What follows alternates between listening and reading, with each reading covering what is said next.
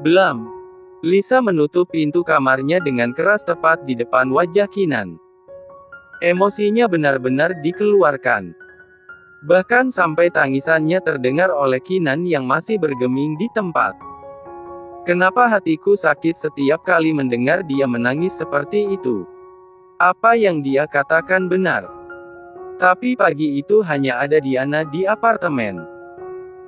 Bahkan tangisan Diana terdengar nyata saat itu, gumam Kinan yang tengah bergelut antara hati dan pikirannya. Satu tangannya perlahan dia angkat untuk menyentuh kenop pintu kamar Lisa.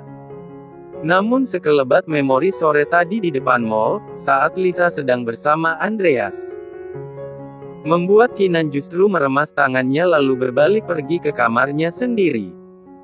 Di sisi lain, Lisa masih bersandar di balik pintu. Air matanya belum juga surut, tapi justru semakin deras. Aku benci kamu, Ken. Aku benci karena kamu tidak mengingat apapun.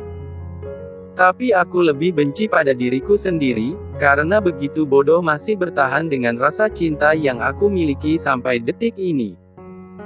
Teriak Lisa dalam hatinya. Cukup lama terduduk dan bersandar di pintu sampai dia melewatkan jam makan malam.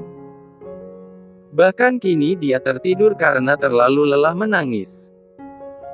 Saya panggilkan Nona Lisa sebentar, Tuan, tawar Bibi Mia saat Kinan baru sampai di meja makan. Tunggu, cegah Kinan membuat Bibi Mia mengurungkan langkahnya. Apa Lisa tidak memasak malam ini? Tidak, Tuan. Sedari tadi Nona belum keluar dari kamarnya. Apa Lisa masih menangis sampai sekarang? Apa kelenjar air mata wanita selalu bekerja begitu keras? Masih saja belum berhenti berproduksi sampai 2 jam lebih, pikir Kinan. Biarkan saja dia mau turun atau tidak. Kalau lapar juga dia bisa ambil makan sendiri, ucap Kinan acuh kemudian berbalik pergi. Lalu Tuan kenapa tidak makan? Kinan hanya melambaikan tangan sementara kakinya tetap melangkah pergi menuju ke ruang baca. Banyak pekerjaan yang harus dia selesaikan. Pagi hari Kinan memilih diantar oleh supir. Kepalanya sedikit pening karena dia hanya bisa tidur tidak lebih dari 2 jam. Kinan, kenapa belum juga sampai? Aku menunggumu di lobi apartemen sedari tadi. Sebuah pesan yang sedang Kinan baca dari Diana. Dia sampai melupakan wanita itu karena pikirannya terbagi oleh sikap Lisa yang pagi tadi diam tidak berkata apapun meski berada di ruang makan bersama. Maaf aku lupa. Naik taksi saja. Kinan menyimpan ponselnya kembali ke dalam saku jas.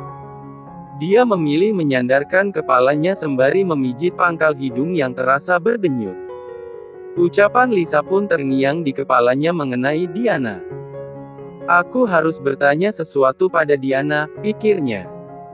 30 menit berlalu dan mobil sudah berhenti di depan lobi perusahaan.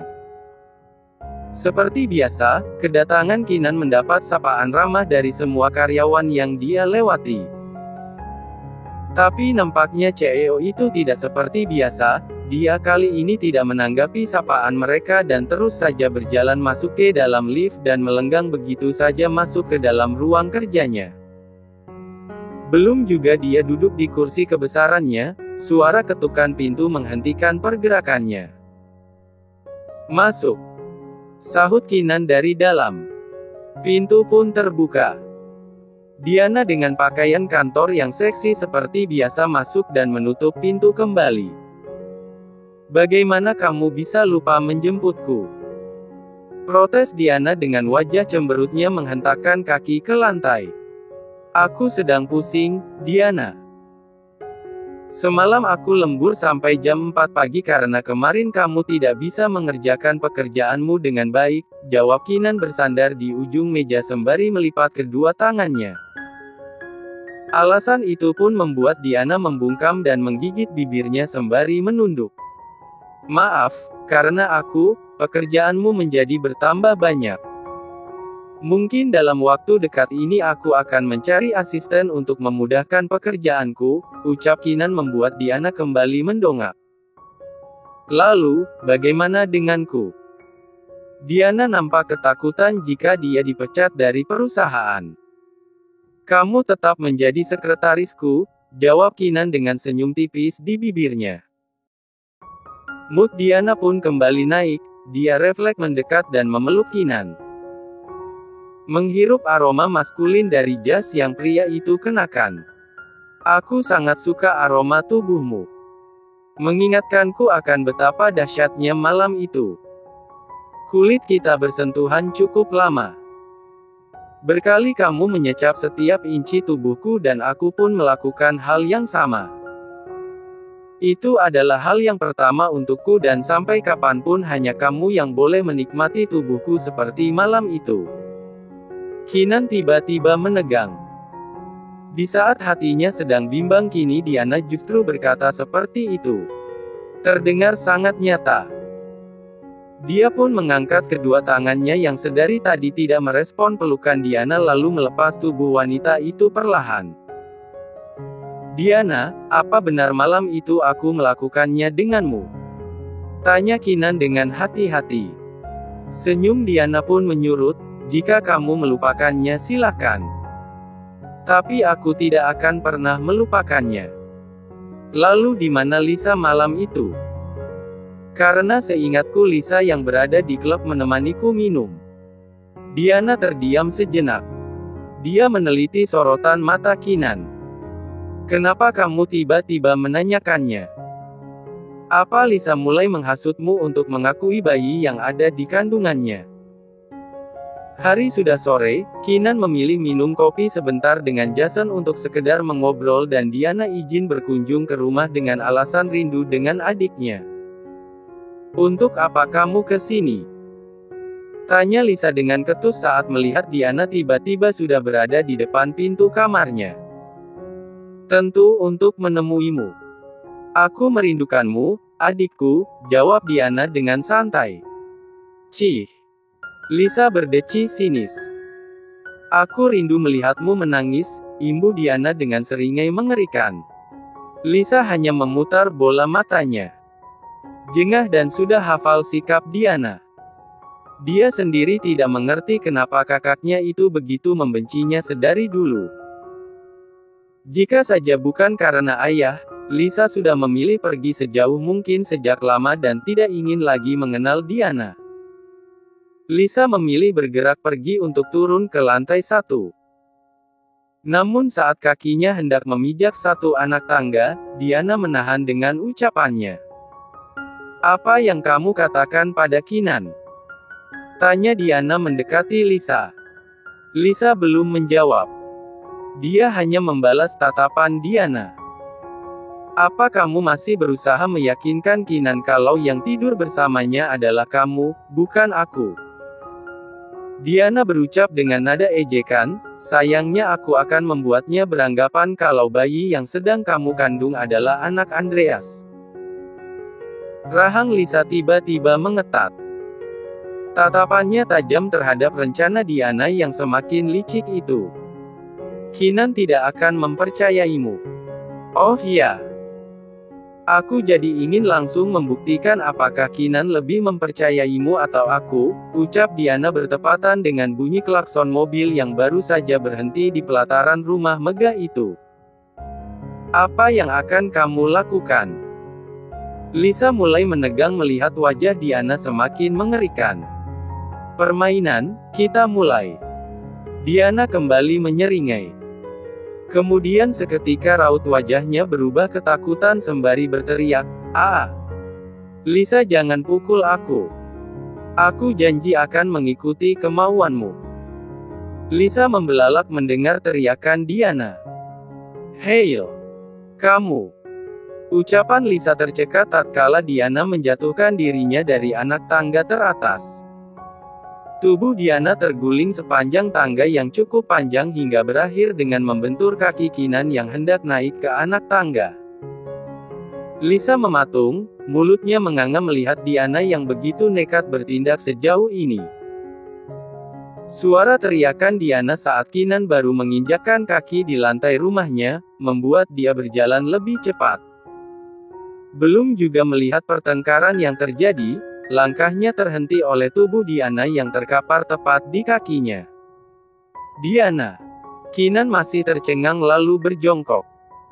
Di baliknya tubuh Diana sampai nampak darah yang mengalir dari dahi wanita itu membuat mata Kinan membola. Diana. Panggilnya dengan mengguncang tubuh yang sudah tidak sadarkan diri. Kinan melihat sejenak dengan sorot tajam ke arah Lisa yang masih bergeming di anak tangga teratas. Seakan dia sedang menghujami pisau tajam melalui sorotan itu. Tanpa perlu berkata-kata, Kinan mengangkat tubuh Diana dan membawanya pergi. Bunyi mobil yang menjauh akhirnya membuat tubuh Lisa terasa tidak bertenaga. Dia berjongkok dengan rona wajah menegang. Diana, kamu jahat sekali padaku, gumamnya dengan pikiran berkecamuk. Tangannya gemetar, wajahnya pucat pasi melihat darah yang masih tersisa di lantai bawah. Nona. Bibi Mia berlari naik melihat majikannya yang nampak ketakutan. Nona, mari kita ke kamar. Lisa dibantu oleh Bibi Mia untuk berdiri. Wanita separuh baya itu bisa merasakan tubuh majikannya yang dingin dan gemetaran dalam dekapannya sepanjang langkah menuju kamar. Aku tidak mendorongnya. Dia wanita jahat. Dia sengaja menjatuhkan dirinya untuk menarik perhatian Kinan, racau Lisa saat Bibi Mia membantunya untuk duduk di ranjang. Bibi Mia lebih dulu mengambil satu gelas air putih di atas nakas lalu membiarkan Lisa meneguk abis sampai terlihat tenang. Bibi percaya padaku, kan? Imbu Lisa memandang gelisah pada sosok wanita separuh baya yang kini menjadi satu-satunya teman keluh kesahnya. Bibi Mia mengangguk dan tersenyum. Bibi percaya, Non. Nona tidak mungkin melakukan itu. Bibi juga sempat mendengar samar-samar percakapan Nona dan Non Diana sebelum dia berteriak lalu terjatuh dari tangga. Tapi Kinan tidak mungkin percaya padaku, sahut Lisa menundukkan kepalanya dengan cairan kristal bening mulai menetes sembari memainkan ujung-ujung jemarinya. Dia ingat bagaimana sorot tajam yang Kinan beri sebelum pergi membawa Diana. Sorot yang cukup menandakan kalau pria itu benar-benar marah padanya. Non, kalau menurut Bibi, Nona jangan terlalu banyak menangis. Terlebih menangisi perilaku buruk kakak Nona itu. Nona harus menjadi wanita yang kuat. Jangan menjadi rapuh, karena itu hanya akan membuat mereka tertawa bahagia atas penderitaan yang Nona rasakan, tutur wanita separuh baya itu yang sudah menganggap Lisa seperti anaknya sendiri. Maaf, Non, Bibi bukan sedang menggurui. Tapi, Lia, Bibi benar. Diana sangat senang melihatku menangis. Semenjak aku kecil, hal sepele selalu dia jadikan masalah dan belum berhenti sampai aku menangis. Dia juga senang memutar-balikan fakta sehingga ayah sering memarahiku atas kesalahan yang tidak aku perbuat, sahut Lisa dengan tatapan menerawang. Lalu apa sekarang Nona mau melihat kondisi Non Diana di rumah sakit? Ucap Bibi Mia dengan senyum penuh maksud. Dan senyuman itu menular pada Lisa yang mengerti maksud pertanyaan sang bibi. Lisa pun menyeka air matanya kemudian berkata, pesankan taksi untukku, Bi. Lisa menyusuri koridor di rumah sakit. Kinan sudah pasti membawa Diana di rumah sakit milik keluarganya sendiri jadi Lisa tidak perlu bertanya lagi. Langkahnya melambat saat melihat Kinan tengah duduk bersandar di kursi tunggu sembari memejamkan matanya dan kedua tangan melipat di depan dada. Nampaknya dokter masih memeriksa kondisi Diana di dalam ruang pemeriksaan. Kinan membuka matanya saat merasakan ada bayangan yang menerpa wajahnya. Seketika netranya menangkap sosok Lisa yang tengah berdiri tegap di depannya tanpa ada rasa bersalah sedikit pun. Untuk apa datang ke sini? Kinan bertanya dengan dingin. Ingin melihat hasil dari kenekatan Diana, demi mendapat perhatianmu, jawab Lisa santai dan memilih duduk di samping Kinan. Walau sebenarnya bulu kuduknya meremang mendapat sikap dingin dari Kinan seperti ini. Selama perjalanan Lisa sudah bersiap mendapat perlakuan dan kalimat terburuk dari Kinan. Ucapan Bibi Mia benar, dia tidak boleh terlihat lemah terlebih di depan Diana. Wanita itu akan terlonjak gembira jika melihat Lisa menderita akan aksi nekatnya itu. Sebegitu bencinya, kah, kau pada Diana? Ucap Kinan tanpa memandang ke samping. Berbeda dengan Lisa, dia tidak pernah membuang atensinya saat berbicara dengan Kinan. Dia yang membenciku, bukan aku. Itu sebabnya kamu mendorongnya. Kalau aku berkata dia sendiri yang menjatuhkan tubuhnya di tangga, apa kamu percaya? Ucapan Lisa membuat Kinan memindai netra tajamnya pada Lisa. Hanya orang gila yang melakukan itu. Ya, dia memang sudah gila, sahut Lisa begitu enteng. Keluarga Mbak Dianal. Panggilan itu menarik atensi Lisa dan Kinan ke arah pintu ruang pemeriksaan. Saya kekasihnya, jawab Kinan. Dek. Hati Lisa kembali tertusuk duri tajam. Kinan dengan enteng memperkenalkan posisi Diana di depannya. Namun Lisa hanya bisa menarik nafas dalam-dalam lalu bersikap biasa saja. Bagaimana keadaannya, Dok? Lanjut Kinan pada sosok pria separuh baya dengan jubah putih yang berdiri di depan pintu. Pasien terkena gegar otak ringan, juga mungkin selama beberapa hari tulang-tulangnya akan merasakan sakit akibat terguling dari jarak yang cukup tinggi, ungkap dokter.